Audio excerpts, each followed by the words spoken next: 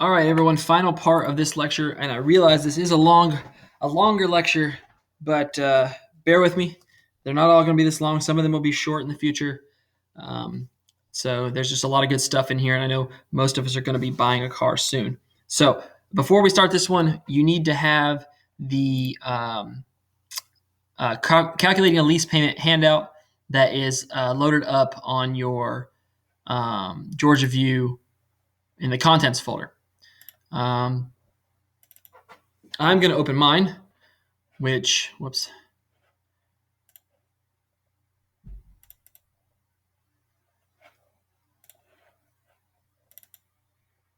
which has the answers on it. Okay, here we go. If you're not going to buy a car, you might be considering leasing a car. And what a lease basically is just like any other lease on an apartment or house.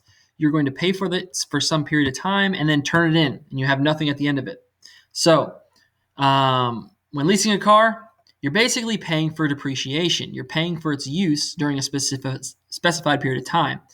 At the end of the lease, you have nothing. You turn it in, turn in the keys, and walk away. So, what are the benefits? Well, you usually get lower monthly payments. So, what this allows you to do, in addition to affording the car, is perhaps even have a nicer car for the same number of payments or same amount of payment that you would have bought a car. And you usually have to bring lower cash to the table when leasing a car. All this because you're not actually buying the car and you're not paying it off, you're just paying for its use or renting it.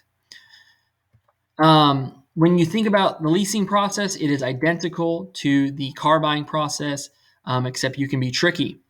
You do want to do a bunch of needs and research. Needs analysis and research. What do you need in a car, and how much does the car cost? You want to negotiate the price of the car as if you're buying it. Get it as low as possible. Then mention that you're interested in a lease. And the reason is that monthly payments are based largely on the negotiated price of the vehicle. So you want that to be as low as possible.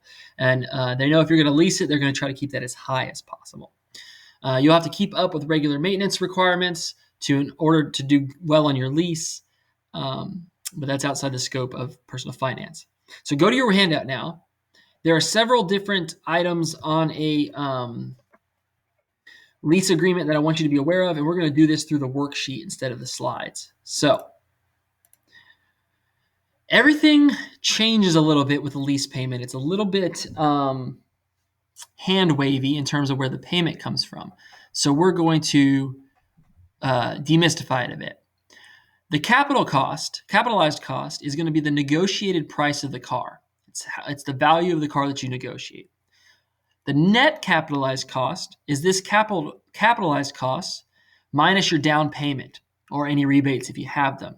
So basically, you're going to get the car at some negotiated value of the car. It's going to depreciate, but we're only going to charge you for the part that you don't pay for up front. That'll make sense a little more going down further. The residual value is very important because it tells you what the car is going to be worth at the end of the lease contract.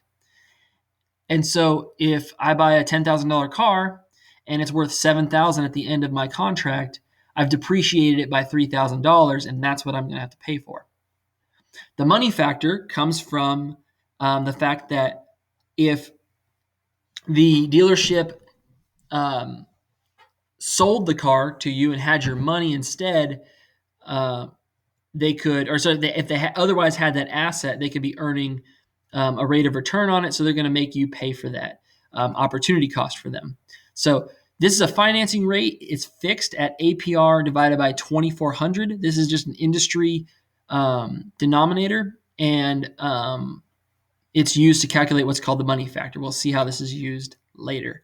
And then you have the length of the lease, which is called the term. So our example, we have a $1,000 down payment. We've negotiated a $15,000 value for the car. The APR is 3.5, and there's a 6% sales tax where I live. And your lease is for 3 years. At the end of 3 years, the car is worth 65% of its value. Okay. What I want you to know is I'm not going to ask you to reproduce this exact activity on the Quest.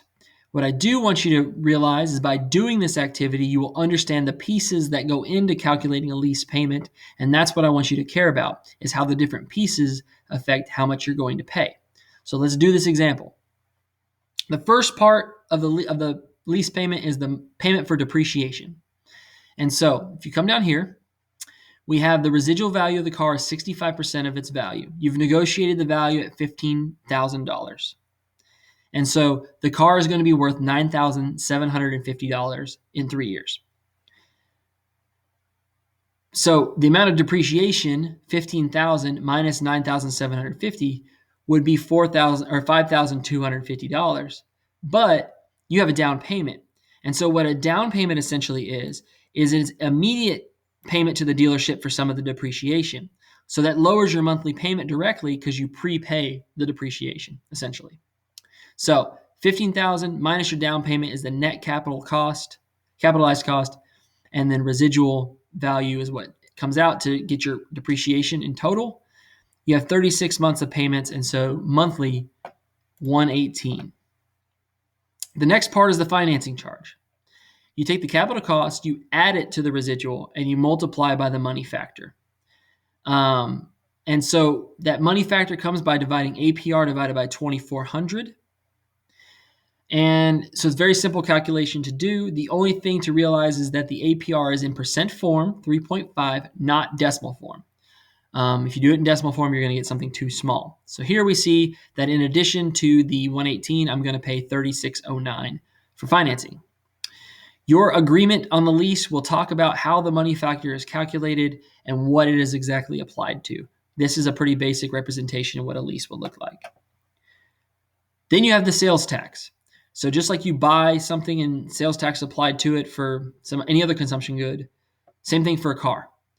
You would pay it all up front if you were buying the car. For a lease, you're going to pay it by month. So here I have $118 for depreciation, $36 for $36.09 for financing. Apply a 6% sales tax to that, and so I also owe $925 in sales taxes for a total of $163.34. Here's another example for you to try if you want to see if you can do this on your own. And go ahead and pause this video and give it a try before moving on. Otherwise, I'm going to show the answer here. You can see the answer is 280.73, and you can try to solve for it yourself. The one thing to notice, though, is the biggest determinant of your lease payment is the depreciation expense. All right, so what are some things that would be good to know? How do these certain elements impact your payments? Because if you're leasing the car, it's most certainly about the monthly payments.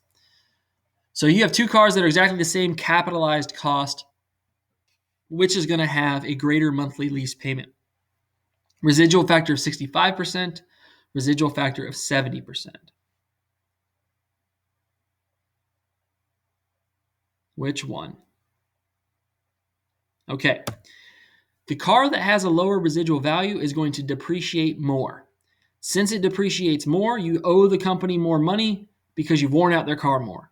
So all else equal, lower residual value means bigger monthly payments. A and B have the same cap cost, which has a greater monthly lease payment. One that requires no down payment or one with $1,000 down payment. Greater monthly lease payment. Which one? No down payment. Down payments are prepaid depreciation. So if you don't pay one, you're going to pay for all the depreciation spread out over the months. So there's a few different types of leases you could get into. The most popular is called the close-ended lease. This is where you walk away from the car when the lease is over, which means that there is nothing owed to you and nothing you owe the company after you turn in the keys if you kept up with all the maintenance requirements and made all your payments. Open-ended leases, however, allow the consumer to share in the risk, because if the car depreciates more than the expected residual value, the company loses money because they only charged you for what they thought it would depreciate. So what an open-ended lease does is basically says, all right, well, whatever the difference is, you settle it at the end. If the car was supposed to depreciate to, let's say, $7,000, and it depreciates all the way down to $6,000, Well, you underpaid in your depreciation payments. So an open-ended lease, you would pay the company back what you depreciated. However, if the car was expected to get to 7,000 and only depreciated to 8,000, the company would owe you $1,000. So the risk is actually shared. Usually, this is done by businesses when they lease cars from corporations or from car dealerships. The idea here is you get a little bit more favorable financing because you're sharing in the risk of the car depreciation. You may also have a purchase option. And so if you have a purchase option, then you can negotiate on the lease the price of the car, but also the price that you have the option to buy it at the end of its life. And so 3 different examples are a residual value, so you can buy it for the remaining value of the car, at the market rate for that year of car and that level of wear and tear, or a fixed price that you negotiate up front. And so all of these things require you to do some research and negotiate it prior to signing the lease agreement. That is leases, and that is car purchasing decision.